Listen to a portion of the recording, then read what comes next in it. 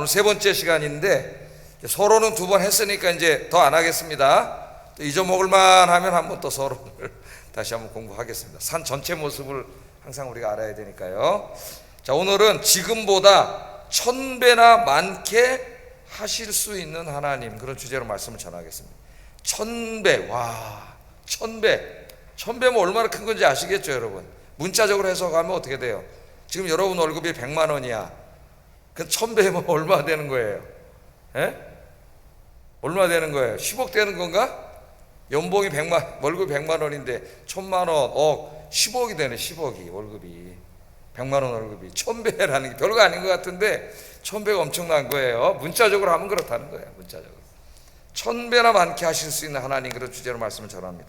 오늘 본문에서 모세가 이제 설교하는 내용이 나오는데 두 가지를 설교합니다. 두 가지를 설교하는데, 첫째는 하나님께서 이스라엘에게 베푸신 엄청난 축복에 대해서 이야기합니다.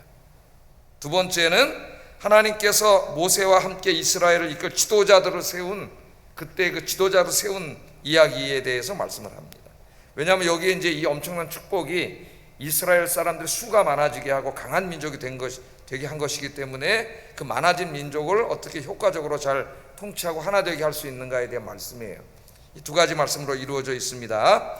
모세는 하나님이 베풀어 주신 축복을 되돌아보면서 하나님께서 앞으로 이 이스라엘 백성들에게 더 복을 주셔가지고 지금보다 몇 배가 더 되게 해달라고 그래요. 제가 만들어낸 말이 아니라 지금 성경에 있는 말씀입니다. 1000배나 더 되게 해달라고 축복한 말씀이에요. 축복은 뭐예요? 복을 빈 거죠. 하나님께 이 민족이 1000배나 더 되는 복을 받게 해주세요. 그렇게 축복을 했습니다. 그래서 저도 축복하고 싶어요, 여러분. 하여튼 이게 뭐가 됐든지, 여러분, 영적인 문제든지 육적인 문제든지, 하여튼 여러분 하시는 모든 삶의 일들에 하나님이 1000배의 복을 주실 줄로 믿습니다. 저도 그렇게 이제 기도를 해야 되겠어요. 1000배의 복. 자, 두 번째는 이스라엘이 지금 한 200만까지 이제 숫자가 많아졌는데 이 큰 복을 주셔서 큰 민족을 이룬 이스라엘을 어떻게 효과적으로 통치하고 다스리고 또 하나님 안에서 정의를 행하는 거룩한 공동체를 만들 수 있을까에 대해서 하나님이 주신 말씀이에요. 모세 혼자 200만을 다 감당할 수 없기 때문에 하나님이 함께 일할 수 있는 일하는 동역자들을 주신 말씀입니다. 이 두 가지가 설교를 구성하고 있어요. 하나하나 좀 살펴보도록 그렇게 하겠습니다. 먼저 하나님께서는 이제까지 이스라엘 백성에게 베풀어 주신 하나님의 축복에 대해서 다시 한번 생각나게 합니다. 우리가 살다 보면 잊어버릴 때가 있어요. 오늘의 지금 내가 여기에 이르기까지 하나님이 도와주셨다는 거, 하나님이 은혜를 주셨다는 거, 하나님이 복을 주셨다는 거 잊어버릴 때가 있습니다. 오늘 말씀 들으면서 다시 깨닫는 시간 되기 바랍니다. 자, 모세가 어떻게 설교했는지 10절 한번 읽어보겠습니다. 시작.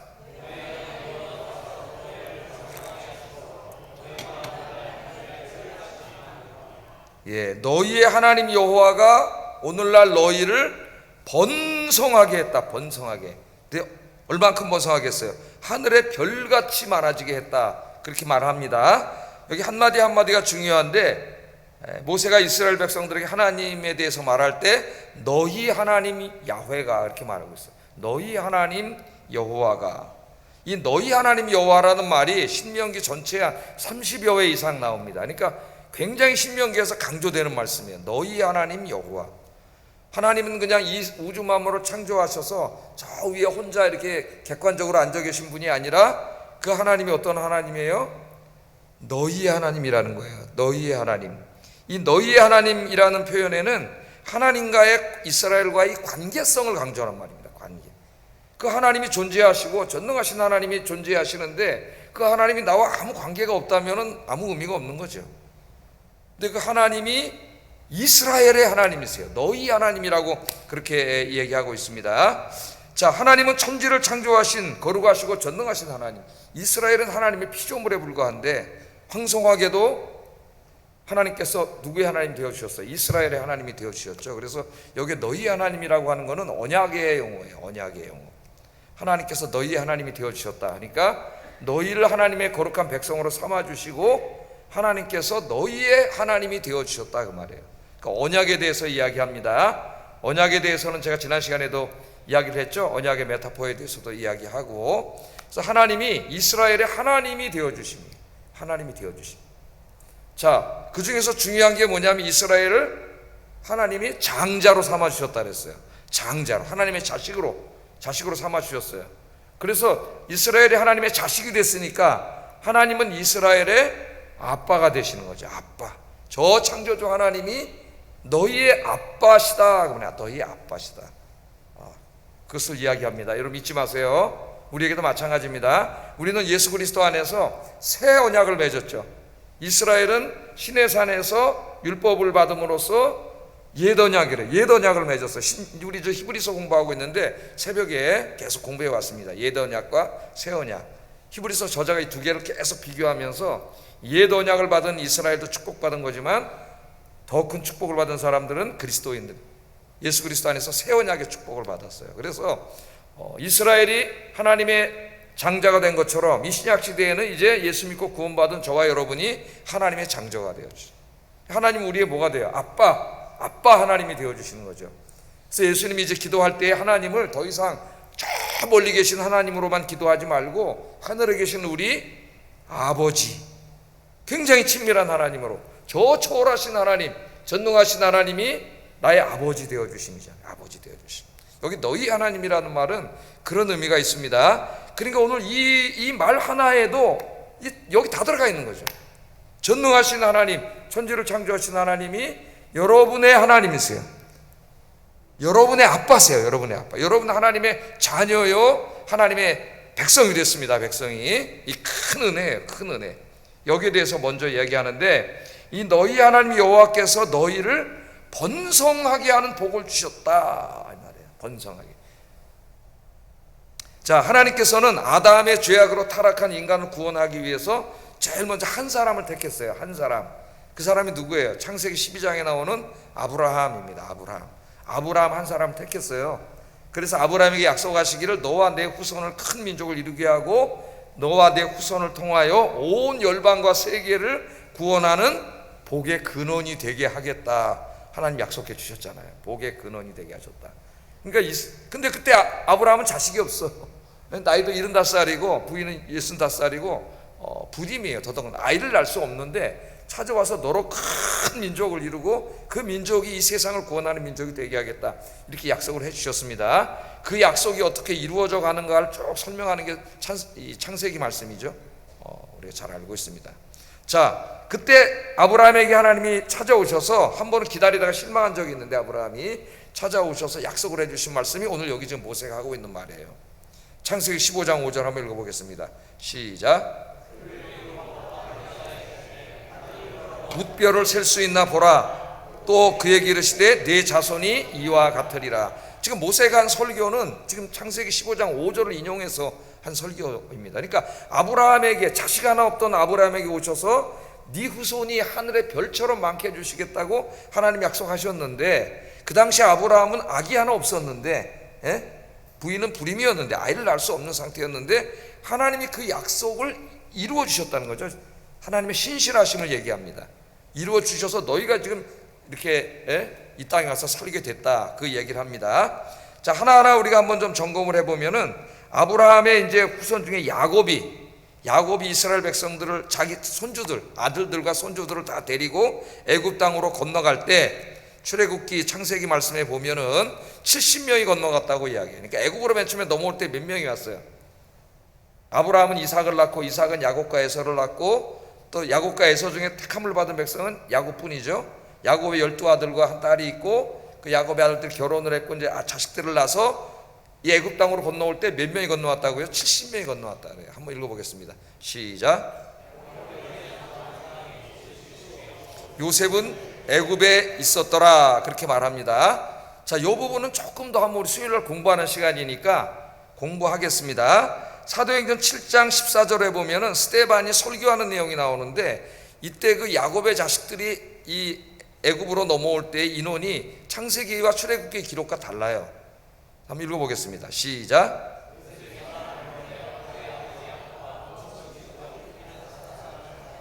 몇 명이 넘어왔다 그래요? 75명. 그러니까 이름명은 히브리 성경은 원래 히브리어로 쓰여 있죠.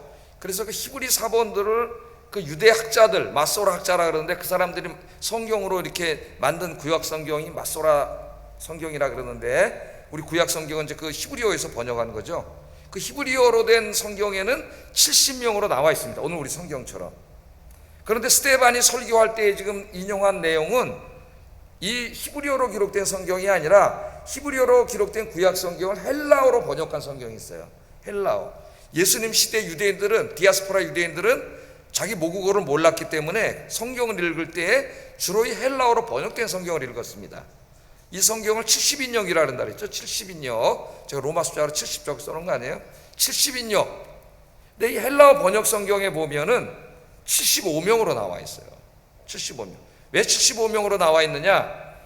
히브리어로 이루어진 우리말 이렇게 번역한 이 구약 성경에는 요셉과 아들 둘, 에브라임 므낫세까지만 나오지만은 70인경에 이 번역하는 사람들은 거기다 좀 추가를 했어요. 번역을 하면서.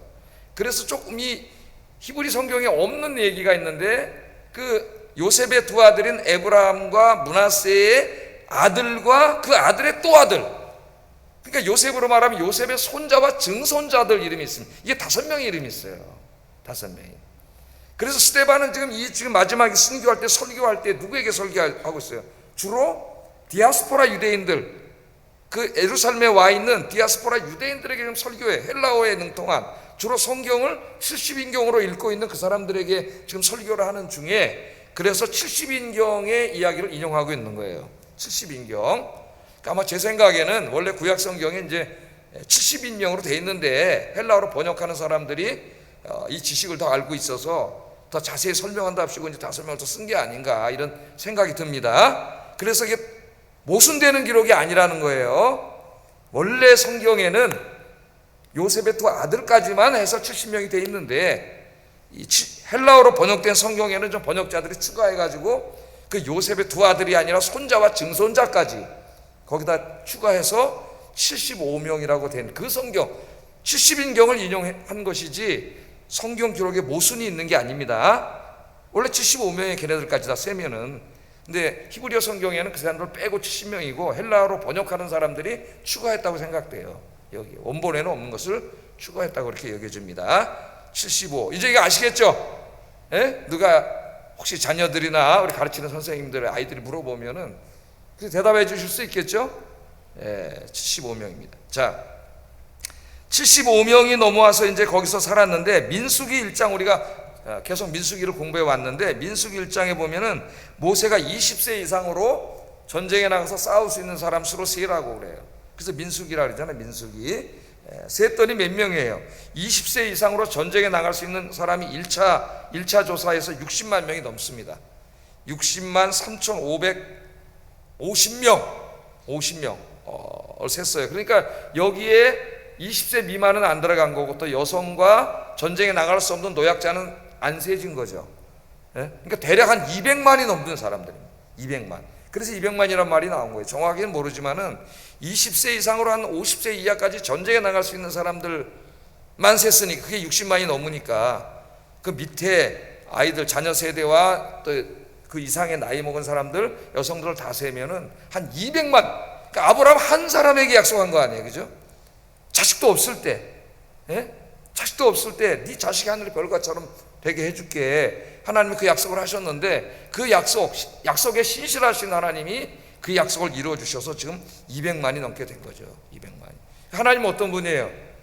약속하신 것을 반드시 이루어 주시는 신실하신 하나님입니다. 우리 인간은 약속을 해놓고 다 안 지키는 게 굉장히 많죠. 지키고 싶어도 어떨 때 능력이 안 돼서 못 지킬 때도 있고, 그러나 우리 하나님은 약속하신 것을 하나도 어김없이 다 지켜주시는 신실하신 하나님.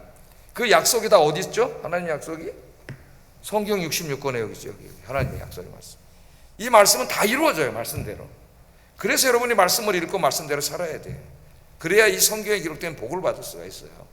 하나님은 신실하신 하나님이고 하나님의 약속은 한마디도 땅에 떨어지지 않습니다. 다 이루어집니다. 자, 누가 이렇게 하셨어요? 너희의 하나님 여호와가 너희를 이렇게 하늘의 별처럼 번성하게 해주지 않았느냐. 지금 모세가 뭐 설교하고 싶을까요? 복을 주시는 분은 하나님입니다. 이렇게 딱 한마디가 나와야 그 다음 명설교가요. 명설교가. 이때까지 설교하면 이 한마디를 못하는 사람들이 많아요. 설교하면서 지금 이 내용이 중요한 게 뭐예요? 복을 주시는 분이 하나님이시다. 이제 가나안 땅에 들어가서 복 받고 살아야 되잖아요. 이 복을 받고 살려면은 이 복을 주시는 분이 누구예요? 하나님임을 잊어먹으면 안 돼. 우리 인간의 노력만으로 되는 게 아니에요. 하나님이 복을 주시는 거다.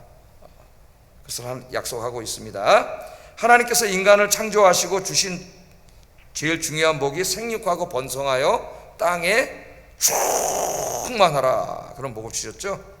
하나님께서는 하나님을 경외하는 사람들에게 이와 같은 복을 주십니다. 여러분들의 사는 동안 하나님의 복을 받아 하는 일마다 잘되고 형통하는 복을 누리시기를 주의 이름으로 축복합니다. 자, 모세가 이렇게 지금까지 주신 복을 상기시키는 거죠. 지금 이스라엘 백성들 앞에 설교하잖아요. 출애굽 2세대들에게 너희 조상자 아브라함 한 사람밖에 없었는데 애도 못 낳는 노인이 하나밖에 없었는데 하나님 복을 주셨고 지금 너희가 이렇게 많아졌다는 거죠. 200만의 복을 주셨다. 자, 하나님이 복을 주시는 하나님을 깨닫게 하면서 이제 모세가 축복을 합니다. 축복을 해요. 11절 한번 읽어보겠습니다. 시작.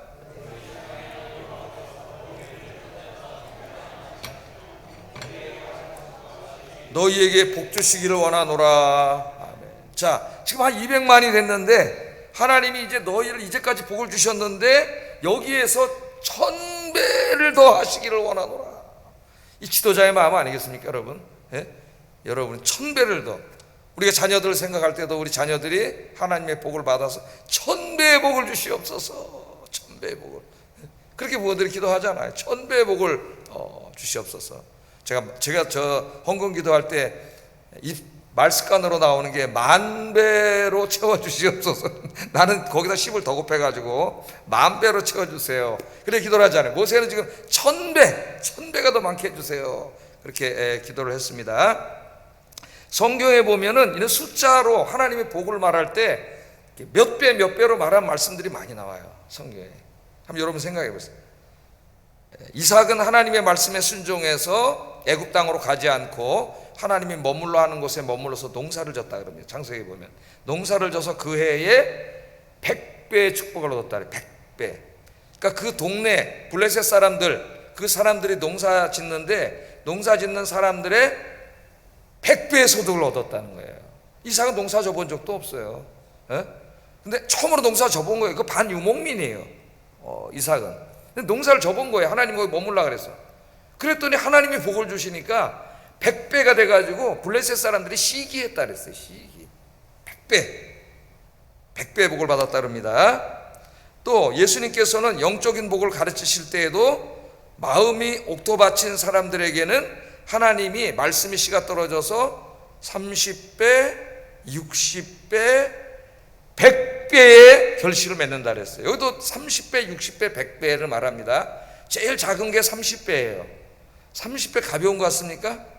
예를 들어서 우리 교회가 한 300명 모인다. 그럼 30배 보내면 9,000명이 되는 거예요, 여러분. 이거 엄청난 거예요. 작은 게 아니에요. 30배, 60배, 100배의 복을 주세요. 그런 결실이. 여러분 말씀 듣고 이런 영적인 열매가 이렇게 열리기를 주의 이름으로 축복합니다. 기도하세요, 여러분. 30배, 60배, 100배. 뭐 이 땅의 복만이 아니라 영적인 열매를 말하는 거죠. 영적인 열매. 또 베드로가 예수님한테 우리는 모든 것을 다 버리고 주님을 쫓았습니다. 그렇게 말하니까 예수님이 모든 것을 버리고 나를 쫓은 자들은 이 땅에서 100배의 복을 받을 것이다. 예수님 그렇게 말씀하셨어요. 100배의 복을 받을 것이다. 그렇게 말씀을 했고, 욥기에 보면은 욥이 이전 소유보다 나중에 이제 다 잃은 다음에 하나님을 만나고 이제 회개하고 회복하는 장면이 나오는데, 마지막 장면에, 그 마지막 장면에 보면은 애굽이 이전에 잃어버렸던 소유보다 갑절을 받았다 했습니다. 갑절. 그러니까 2배죠, 2배. 이게 제일 작아요, 2배가. 근데 욥의 2배는 그냥 2배가 아니에요. 왜냐하면 여러분 100만 원에 2배면 100만 원에 100배면 얼마예요? 1억이잖아요. 10억을 가진 사람의 2배는 20억이에요. 20억. 배로만 따질 수 없는 거예요. 왜냐하면 욥은 그 당대의 최고의 부자라 그랬으니까. 그 당대의 최고의 부자의 갑절을 하나님이 주셨다는 거예요. 갑절을. 그러니까 성경에는 이처럼 하나님이 주시는 복이 얼마나 큰가를 설명할 때 숫자로 환원해서 말하는 경우가 굉장히 많아요. 왜냐하면 숫자로 말하면 몸에 피부에 확확 와닿잖아요. 피부에. 그러니까 이게 진짜로 무슨 그 막 1000배, 나 지금 100만 원밖에 없는데 막 1000배 막 10억을 주시고 막 그런 의미보다는 하나님이 우리에게 베풀어 주시는 복이 우리가 상상하는 것보다 훨씬 큰 복으로 하나님이 주신다. 하나님이 복을 주시는 분은 하나님이시다. 그렇게 오늘 가르치고 있는 겁니다. 이 말씀이. 근데 제가 주일날 설교한 것처럼 우리 그리스도인들에게 있어서 가장 중요한 복은 우리가 이미 받았어요. 궁극적인 복. 그게 뭐예요?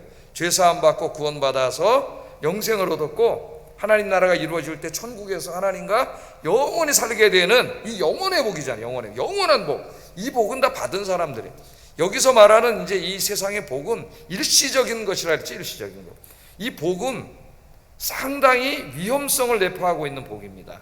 이제 신명기 우리가 계속 공부해 가겠지만 신명기 8장 이런 데 가면은 하나님이 계속 복을 주실 것을 약속하면서도 계속 걱정을 하시는 게 있어요. 하나님이 이렇게 풍요를 주신 다음에 분명히 너희들이 하나님을 잊어버릴 거라는 거예요. 그리고 교만해져 가지고 하나님 주신 게 아니라 은혜는 잊어먹고 내가 다 이것을 이루었다. 교만해지고 하나님을 잊어버리고 결국은 하나님을 떠나서 그 하나님이 주신 그 세상의 물질들을 섬기며 살게 되는 경우가 온다는 겁니다. 그래서 하나님 계속 걱정하셔요. 그래서 이 땅의 것들은 분명히 하나님의 자녀들에게 하나님 복으로 주실 수 있지만은 상당히 잘 관리해야 되는 복이에요. 잘못하면은 그 이 땅의 복이 우리를 망치고 하나님께로부터 멀어지게 할 수가 있습니다. 이 세상의 물질의 복이라고 하는 것은 이 땅에 살아가는데 필요하기도 한 것이죠. 주의 일을 할 때도 필요하기도 한 것이. 그러나 그것에 전적으로 다 집중하고 하나님의 복을 오직 그것이라고 생각한다면은 큰 시험에 드는 거예요. 우리는 진짜 큰 복은 영원한 복은 다 받았습니다. 그러나 이제 제가 그것을 설교하면서도 또 우리가 이 땅에 살아가잖아요. 살아가는 동안 그게 모세의 마음이 아니었을까? 또 목회자의 마음이고 부모의 마음이고 여러분 하시는 모든 일에 하나님이 이렇게 천배의 복으로 채워주실 줄로 믿습니다. 안 주실 수도 있어요. 하나님 필요하시면은 이게 절대적인 건 아니라는 거예요. 꼭 기억하시고 들으셔야 됩니다. 신명기 설교 들을 때 이 말씀은 또한 선교적인 의미도 있어요. 선교적인 의미. 이제 여러분 혼자 예수 믿게 됐지만 여러분 한 사람을 통해서 1000배의 열매가 맺어진다면 몇 명 전도하는 거예요, 여러분? 1000명. 내 영적인 자식들이 1000명이 되는 거예요. 1000명이 200만으로 늘어났잖아요. 한 사람이. 나 혼자 1000명. 내가 1000명을 어떻게 전도하겠어요? 뭐 전도할 수도 있겠지만은 내가 전도하고 그 내가 전도한 사람이 또 다른 사람 전도하고 그 두 사람이 또 다른 사람 전도하고 이렇게 해서 어느 날 나 몇 명 전도 안 했는데 천국에 가보니까 하나님이 1000명 전도한 상을 주셔. 하나님 나 1000명 못했는데 나 10명밖에 못했는데요. 야, 네가 전도한 10명이 또 전도하고 또 이제 1000명이 됐다. 할렐루야. 지수함수로 그냥 늘어나는 겁니다. 늘어나. 이런 축복이 있기를 주의 이름으로 축복합니다. 이게 제일 큰 축복이에요. 하늘나라에서 하나님의 면류관이 있어요. 면류관. 이 가스켓 땅에 돈 뭐 이런 거는 뭐 있으면 좋죠. 나 그다지 궁극적인 게 아니다. 없어도 우리는 충분히 행복하게 살 수 있다. 하나님 안에서. 자, 두 번째 주제.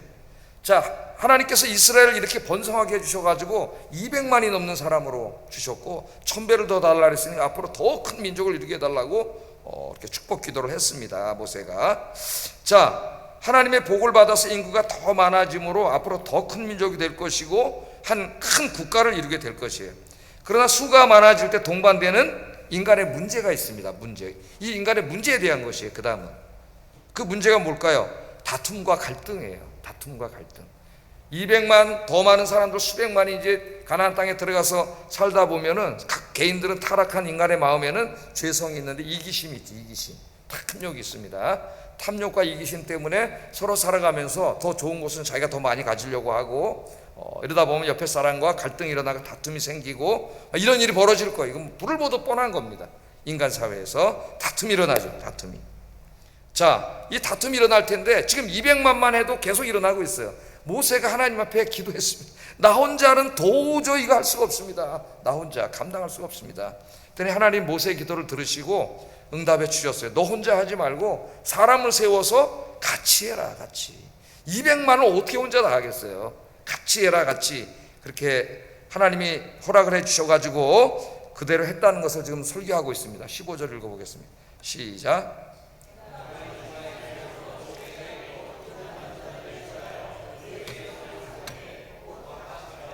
천부장과 백부장과 50부장과 10부장과 조장을 삼고, 이게 굉장히 조직이 세밀화되어 있죠.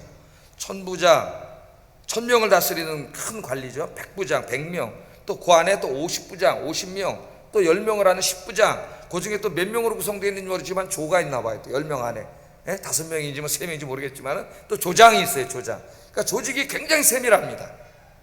하나님의 공동체를 이끌어 가는데 그냥 주먹구구식으로 이끌어 가라 그러지 않았어요. 하나님께서. 이 조직, 교회는 조직체는 아닙니다. 유기체, 한 몸을 이루고 있는, 이따 말하겠지만 유기체. 그러나 그 유기체가 다툼과 갈등 없이 하나의 목적을 향하여 가기 위해서는 조직이 필요해요. 조직과 그 조직의 일을 맡은 사람들의 능력이 필요합니다. 능력과 지혜가. 그것이 없이는 이룰 수 없는 거예요. 그래서 하나님이 그렇게 하신 거예요. 지금 이게 우리에게 많은 교훈을 줍니다. 이것이.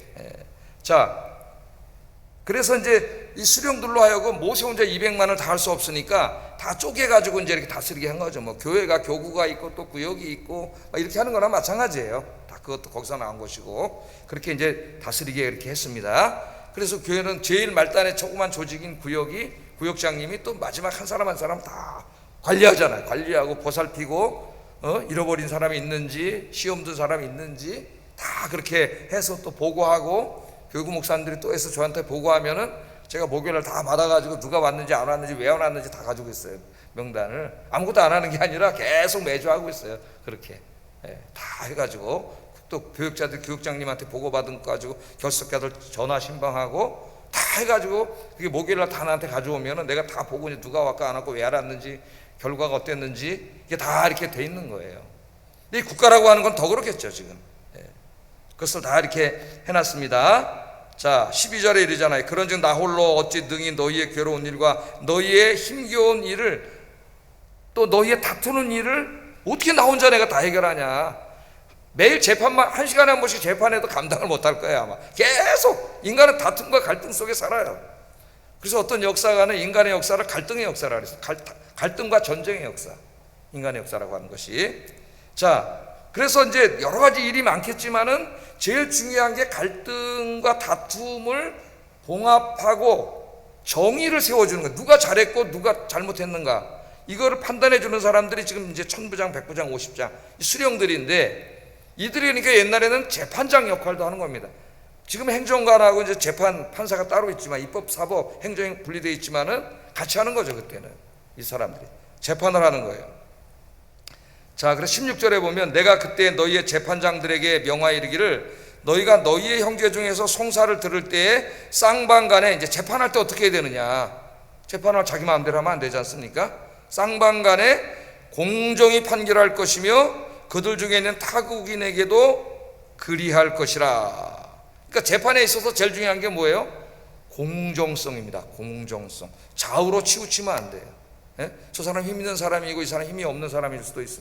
이 사람 돈이 많은 사람이고 돈이 없는 사람일 수 있어. 저 사람 나하고 친한 사람이네, 이 사람 안 친한 사람일 수 있어요. 다양한 사람들이 갈등이 생겨서 재판관 찾아왔을 때 공정해야 돼요. 공정. 인간이 공정할 수가 없어요. 기도해야 됩니다.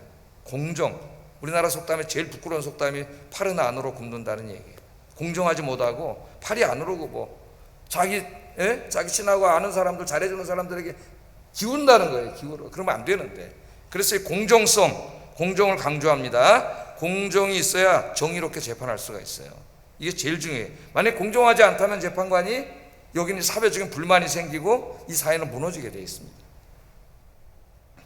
자, 그래서 17절 한번 읽어보겠습니다. 17절 시작.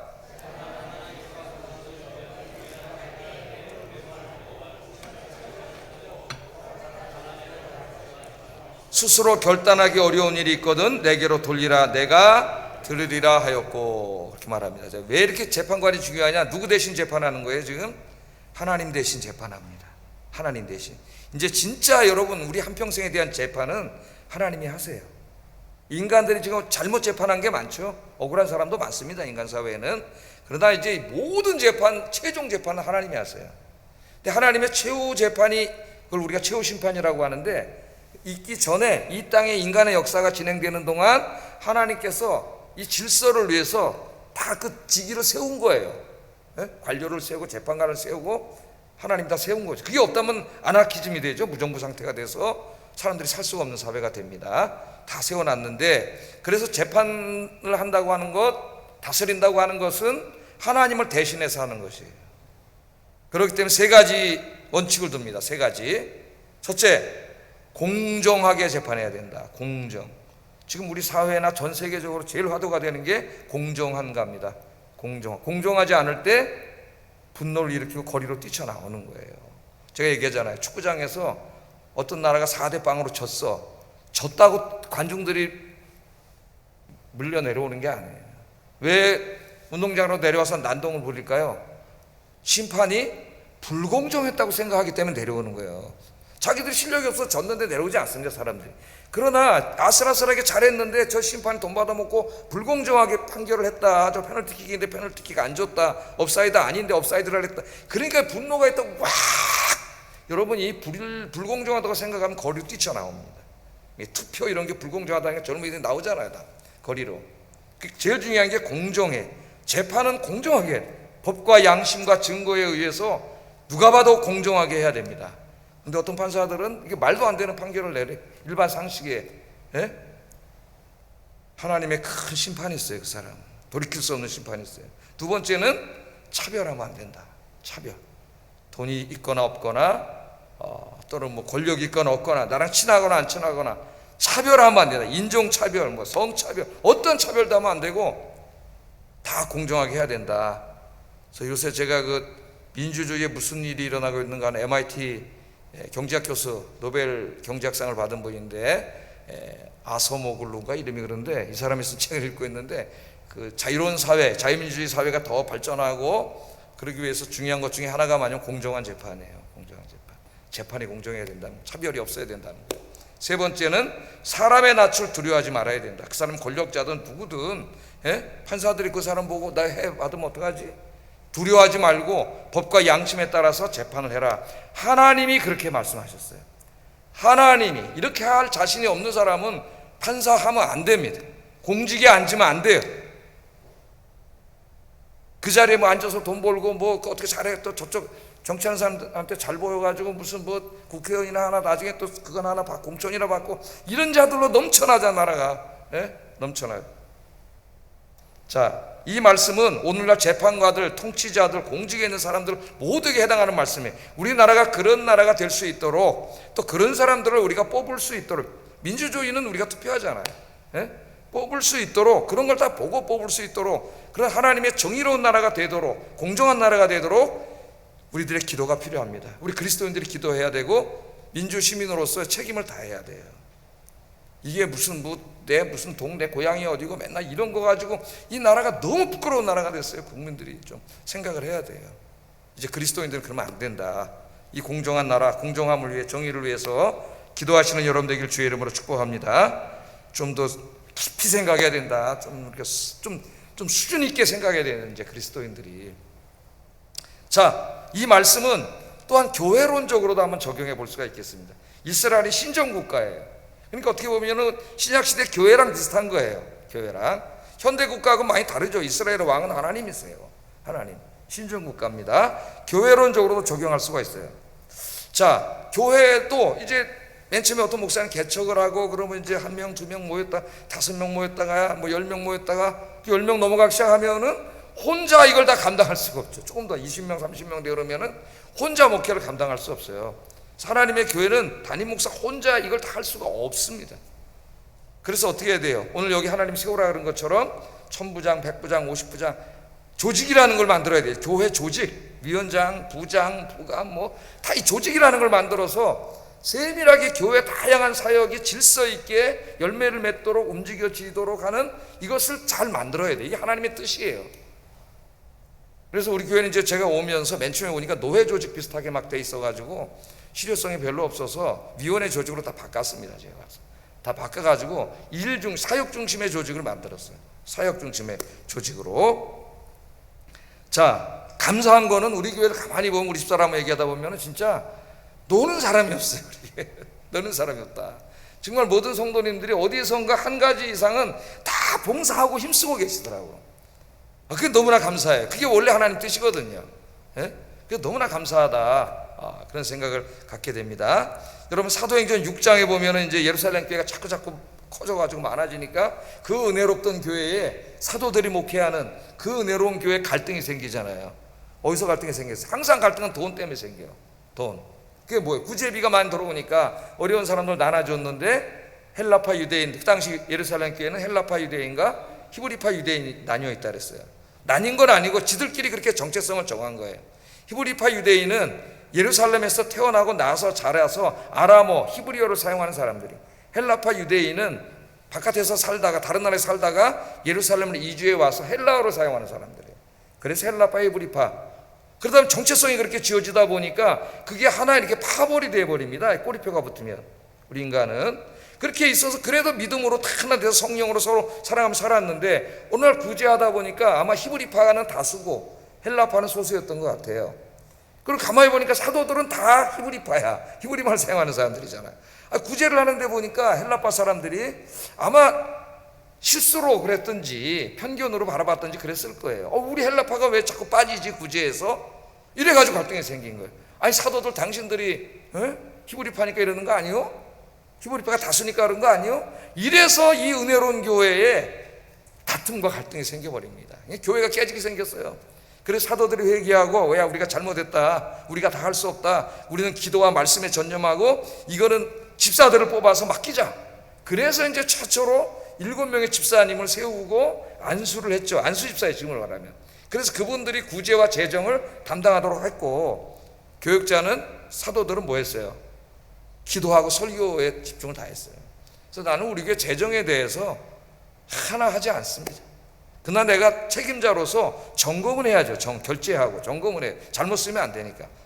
그러나 우리 교회 헌금은 각 부서 위원장님들이 다 결제하시고 부장이 있고 다 그렇게 상대 거기 관여하지 않아요. 확인만 해요. 확인만. 관여하지 않습니다. 성도님들이 다 일하는 거예요. 자, 그러나 아무나 뽑을 수는 없습니다. 그 중요한 일을 하기 때문에 어떤 사람 뽑았어요? 사도행전 7장 5절 6절 읽어보겠습니다. 시작.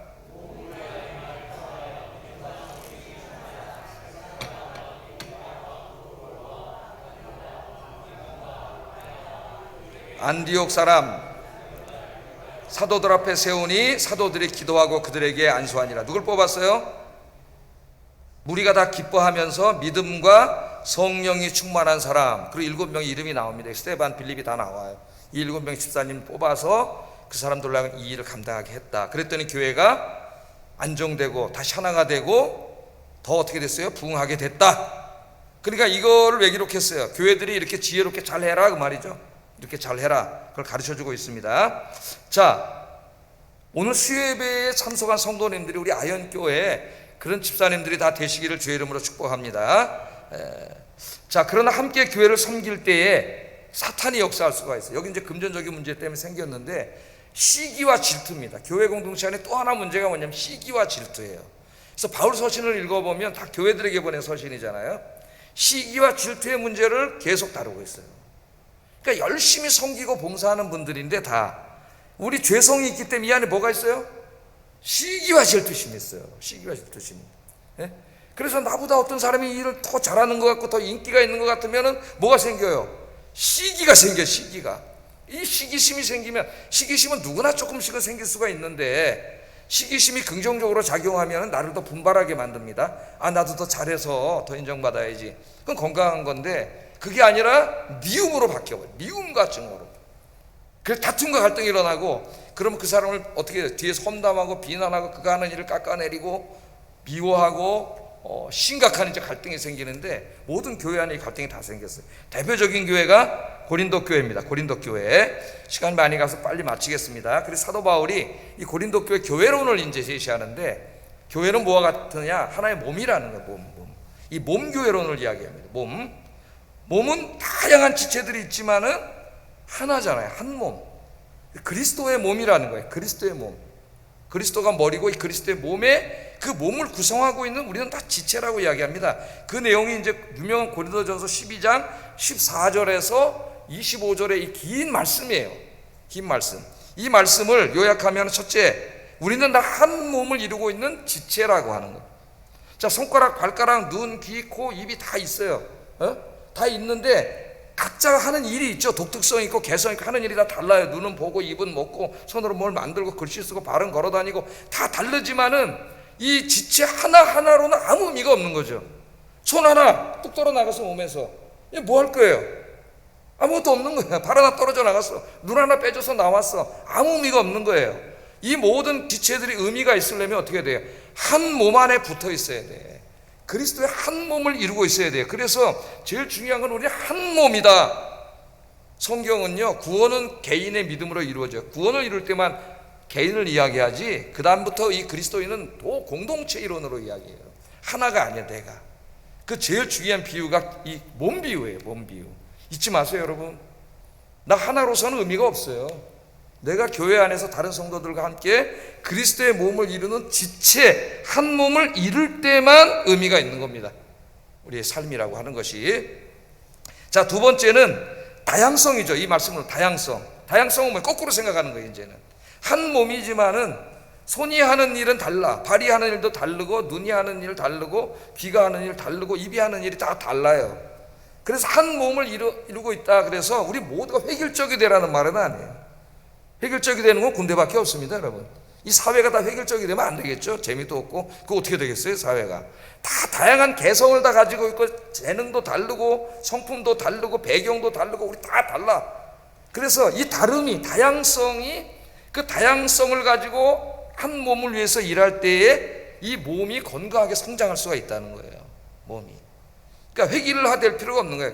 각자 다양한 특성을 가지고 일을 하는 거예요. 그러나 잊지 말아야 될 것은 우리는 개체만이 아니라 한 몸이라고 하는 걸 절대 잊으면 안 된다. 한 몸. 내 어떤 달란트와 내 특성과 내 배경과 내가 가지고 있는 모든 재능을 활용해서 봉사하되 나 하나만 드러나면 안 되고 어떻게 돼야 돼? 한 몸을 이루어야 돼. 한 몸. 같이 서로 격려하고 위로하고 칭찬해 주면서 같이 일해야지. 왜? 우리는 한 몸이잖아요. 우리는 개체이면서 동시에 하나예요. 하나. 그리스도의 한 몸. 이것을 강조하는 거예요. 이 몸 그리스도론이. 그리고 이제 몸 그리스도인의 마지막 하나 중요한 거는 연대입니다. 연대. 우리는 한 몸이기 때문에 같이 하는 거예요.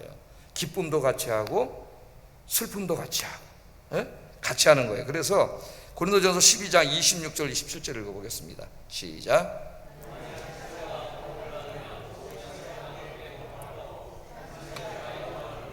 모든 지체가 함께 즐거워하느니라. 너희는 그리스도의 몸이요 지체의 각 부분이라. 한 몸이기 때문에 한 지체가 아프면 모든 몸이 아프죠.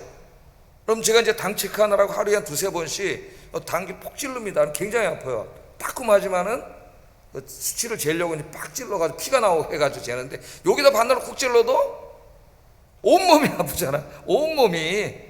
이게 정상적인 몸이에요. 그러다 이제 나병에 걸리면 이게 잘라져 나가도 다른데 아픔을 못 느껴요. 통증을. 그러니까 만약에 그렇다면 한 지체가 아프고 힘든데 다른 지체는 하나도 안 아파. 교회 안에 아무렇지도 않아. 그러면 정상적인 몸이 아니에요. 문둥병 걸린 몸이에요.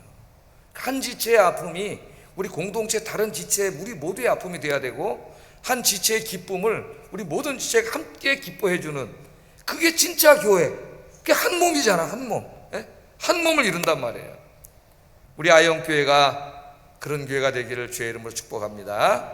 개체가 다 자기 특성을 가지고 일하면서도 자기가 개체가 아니라 한 몸을 이루는 지체임을 알고 그리스도 안에서 한 몸이고 하나이고 한 연대 속에서 함께 기뻐하고 함께 즐거워하고 함께 섬기는 그런 교회, 하나님이 원하시는 교회가 그런 교회예요. 그런 교회 만드는 일에 힘쓰시기를 주의 이름으로 축복합니다. 기도하겠습니다. 하나님을 잘 섬겨서 영육간에 하나님께서 주시는 영육간입니다. 영육간에 천대의 복을 받는 삶이 되게 하소서. 두 번째, 그리스도인으로서 내가 하는 모든 일을 공정하게 차별 없이 잘 감당하게 하소서. 무슨 일이든지. 세 번째, 서로 사랑하며 하나가 되어 섬김으로 그리스도의 몸된 교회를 건강하게 부흥하는 교회로 만들게 하소서. 기도하겠습니다.